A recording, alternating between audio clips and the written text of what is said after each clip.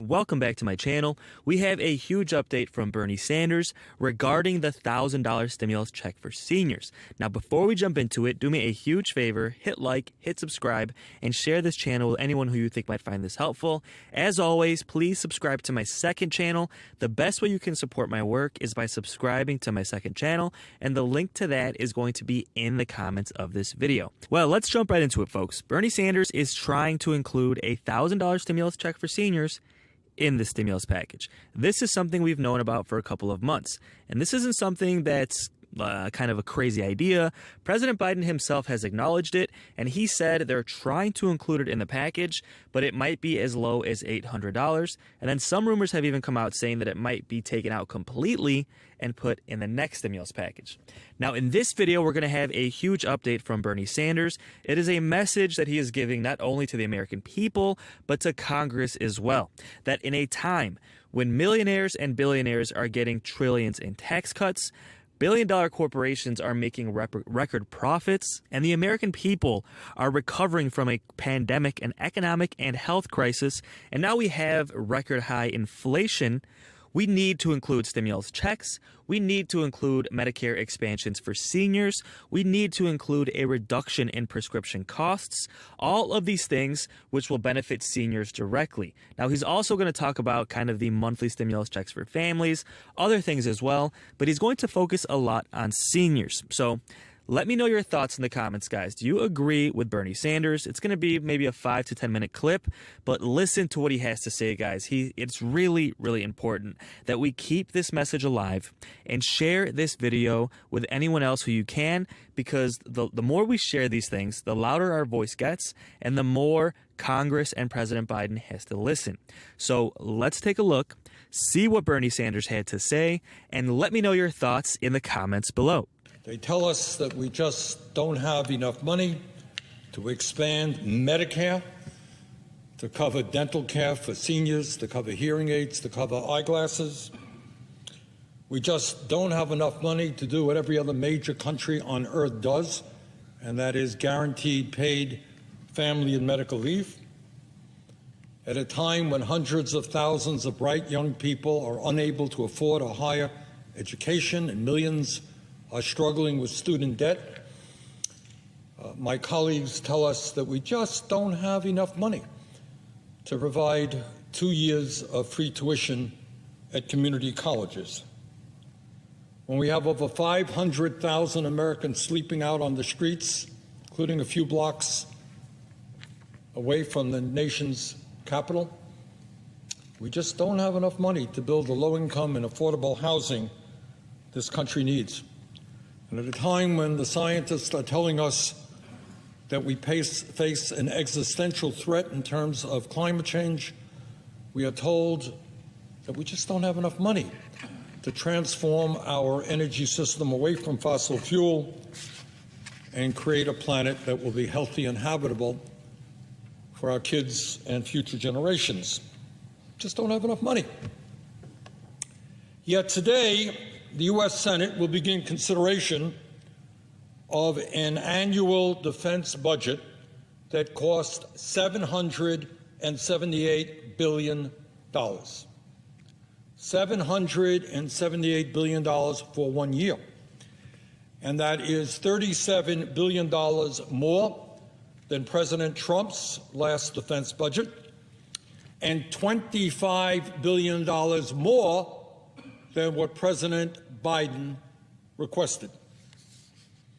And by the way, all of this money is going to an agency, the Department of Defense, that continues to have massive cost overruns year after year, wasting enormous amounts of money, and is the only major governmental agency in the federal government not to successfully complete an independent audit. Now, isn't it remarkable how even as we end the longest war in our nation's history, the war in Afghanistan, concerns about the deficit and the national debt seem to melt away under the influence of the military-industrial complex. People sleeping out on the street, people dying because they don't have any health care, kids unable to get the early childhood education they need, not a problem. Can't afford to pay for those things.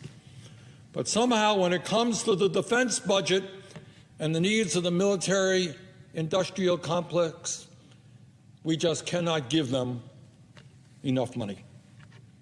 But that is not all, and I want the American people to know this, because I suspect many don't. It is very likely that in the defense bill, or attached to the defense bill, there will be a so-called competition bill.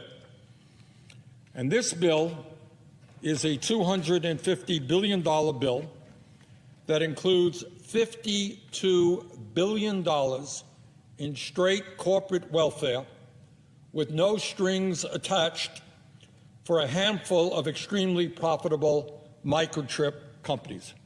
Now, is there a problem in that our country is not producing the kind of microchips, the number of microchips that we should? The answer is yes. It's an issue that we have to deal with it. But we can deal with it in a way other than simply handing money to a handful of enormously profitable corporations with no protection for the taxpayer at all. Oh, and by the way, I should also mention that as part of the so-called competition bill, there is also a $10 billion handout to Jeff Bezos, one of the wealthiest people in our country, for space exploration. Combining these two pieces of legislation would push the price tag of the defense bill to over $1 trillion for 1 year. And I want people to remember that, because when we talk about Build Back Better, you talk about a 10-year bill. This is 1 year. Meanwhile, while there is limited discussion about the defense bill or corporate welfare in the competition bill, Congress has spent month after month discussing the Build Back Better Act, which on an annual basis costs far less than the Pentagon budget, and discussing whether or not we can afford to protect the working families of our country whose needs have been ignored decade after decade, who in many cases are living paycheck to paycheck, can't afford housing, can't afford prescription drugs, can't afford to send their kids to college. We can't address their needs. No. Because we're too busy worrying about throwing money at the Pentagon and large profitable corporations. Madam President, if there was ever a moment in modern American history when we need to fundamentally review our national priorities, now is that moment. Whether it is transforming our energy system away from fossil fuels, whether it's guaranteeing paid family and medical leave, whether it's providing health care to all of our people as a human right, as virtually every other major country does, whether it is taking on the greed of the pharmaceutical industry, which charges us by far the highest prices in the world for prescription drugs, whether it is addressing our crisis in affordable housing or providing child care and pre-K to the little kids, now is the time to reassess our priorities. Now is the time to fight for real change. But instead of addressing these major issues that impact the lives of working families all across this country and that the working class of this country desperately wants, Congress comes together, Democrats and Republicans, with minimal debate to support an exploding Pentagon budget, which is now higher than the next 13 nations combined and represents more than half of our discretionary spending. Madam President, after adjusting for inflation, we are now spending more on the military than we did during the height of the Cold War or during the wars in Vietnam or Korea. And I would like to reiterate, this is after the war in Afghanistan has ended. Madam President, that is why I have introduced an amendment with Senator Markey to reduce the military budget by $25 billion down to what President Biden requested. Let's be clear. This is not a radical idea. It is the military spending proposed by the President of the United States and the amount requested by the Department of Defense. And I look forward to support on that amendment, especially from the deficit hawks, who I know are very, very concerned about the deficit. I should also point out that this extraordinarily high level of military spending comes at a time when the Department of Defense is the only agency of our federal government that has not been able to pass an independent audit, and when defense contractors are making enormous profits while paying their CEOs exorbitant compensation packages. And let's not forget that in this so-called competition bill, there will be a provision which provides $53 billion in emergency appropriations for the microchip industry with no strings attached. Let me repeat that. We're talking about more than $53 billion in federal funds. And by the way, I suspect there will be more taxpayer money coming to these corporations from state and local government with no strings attached. Do we need to expand the microchip industry in this country so that we become less dependent on foreign countries? Yes. But we can accomplish that goal without throwing money at these companies with no protections for the taxpayer.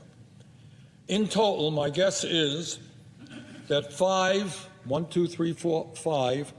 major semiconductor companies will likely receive the lion's share of this taxpayer handout.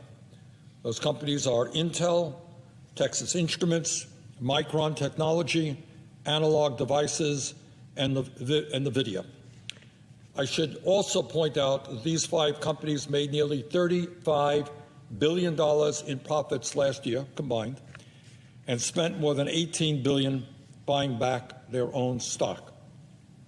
And I should also point out that these five corporations combined paid their CEOs a combined $85 million in compensation last year. Further, it is important to point out that this is an industry that received nearly $6 billion in government subsidies and loans over the years, and it is an industry that has shut down over 780 manufacturing plants in the United States and eliminated 150,000 American jobs in the last 20 years, 29% of its workforce, while moving most of its production overseas. In other words, over the years, in order to make more money, they decided to outsource their operations and in the process throw American workers out on the street. So let's be clear what is happening here.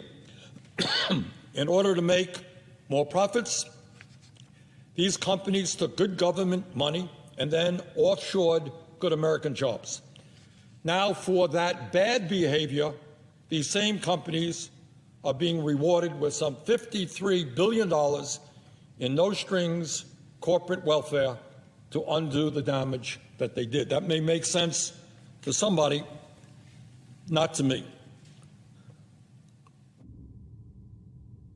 President, that is why I've introduced Senate Amendment number 4722, which would prevent microchip companies from receiving taxpayer assistance unless they agree to issue warrants to the federal government. If private companies are going to benefit from over $53 billion in taxpayer subsidies, the financial gains made by these companies must be shared with the American people, not just wealthy shareholders. In other words, all this amendment says is that if these companies want taxpayer assistance, we are not going to socialize all of the risks and privatize all of the profits.